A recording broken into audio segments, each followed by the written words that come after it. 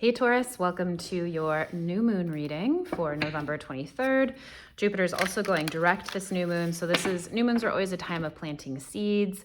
Like, what do you want to bring in to really grow from this time forward? It's a very potent manifesting energy. So, and with Jupiter going direct, and again, I am not an astrologer. This is not an astrology channel.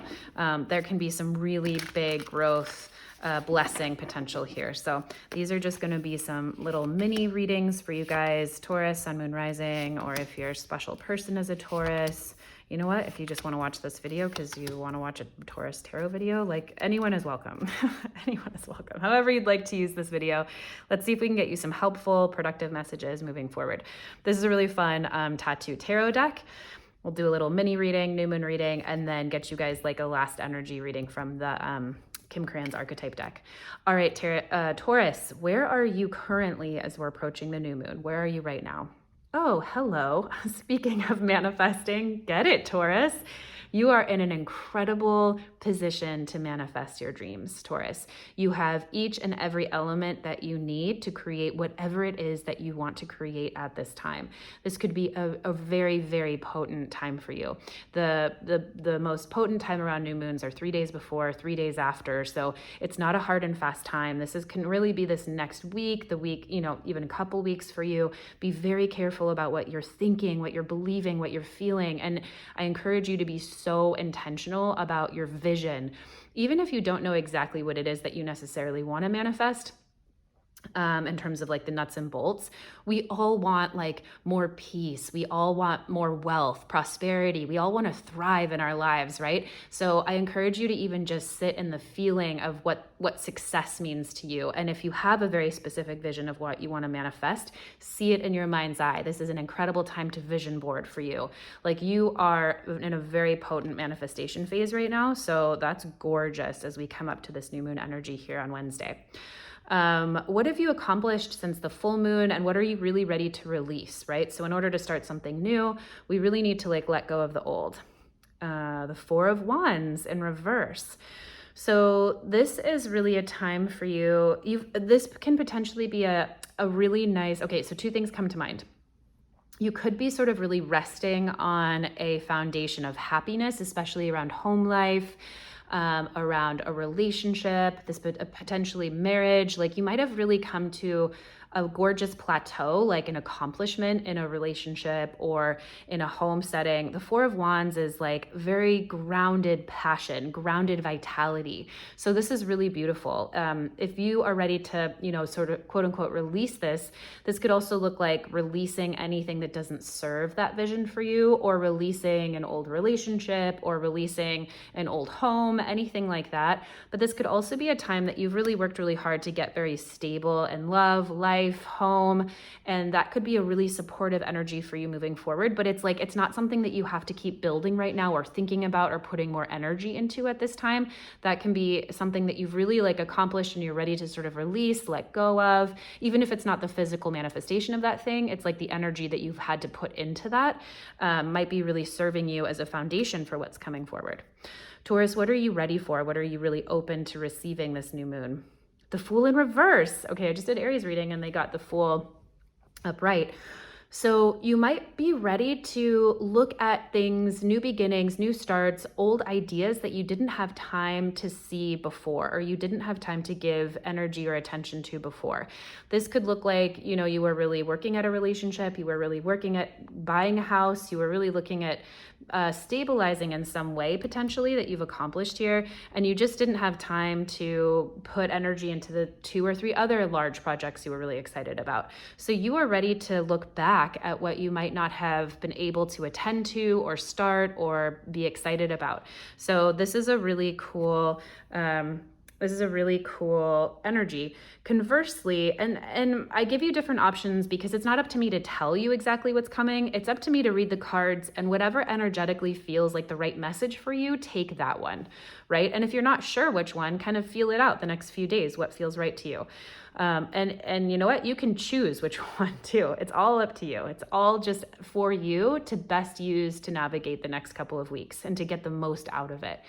But the Fool in reverse can also speak to rushing into things. So you might be ready for a whole new journey. You might be ready for a whole new chapter, especially with the magician here. But sometimes when we see the Fool in reverse, it can speak to someone who's like too hasty to get going, who is a little bit irrational, a character who's like, you know, when we see the Fool upright, it's like, great, we're starting out with a new chapter. We're starting out with like total newbie mindset, no fear, like has never felt pain, you know, like they just go for things because it feels good.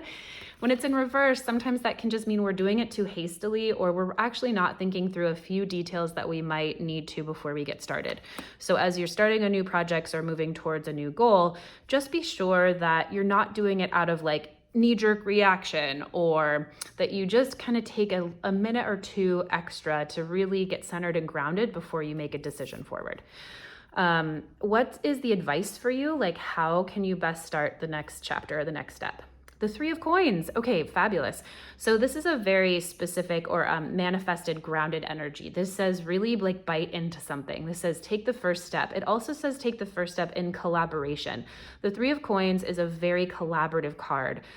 You might have friends that you can rely on or ask for a loan from, or ask for a job for, or, you know, if you're like doing something creative, like bring in other people. And even if it's not to collaborate on the same level, like maybe you bring in other people to help you move one day, or maybe whatever it is, the Three of Coins says like dig in physically and do it with other people. You're really going to get more out of the effort than you would alone. What's helping you? What would be like the best help around you that you can look for? The King of Wands in reverse. So this says to keep in beginner's mind. It also says stay calm through the process.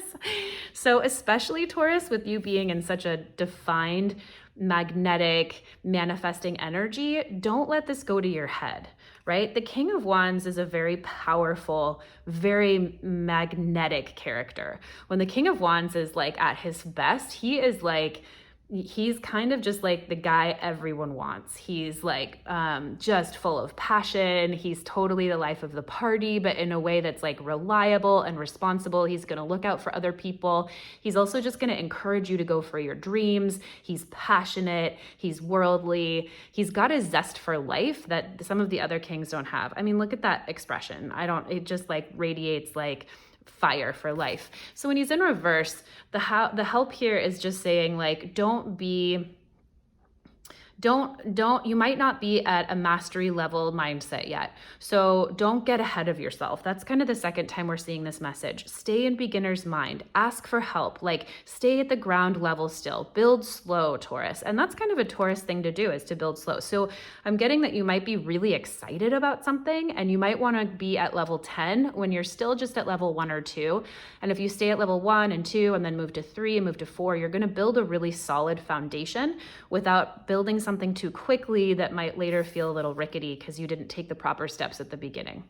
And what is the absolute highest outcome for you guys for this new moon? The Knight of Coins in reverse. Okay, so that's exactly the energy that I was just talking about. The highest outcome here is when we see the Knight of Coins upright, he is steady and stable and walking one foot in front of the other. You've really got a lot of like push-pull here energy. So when the Knight of Coins is in reverse, it's like you want to make sure that you are tending to your business, Taurus. This means tend to the things that matter most. Pay attention to the details.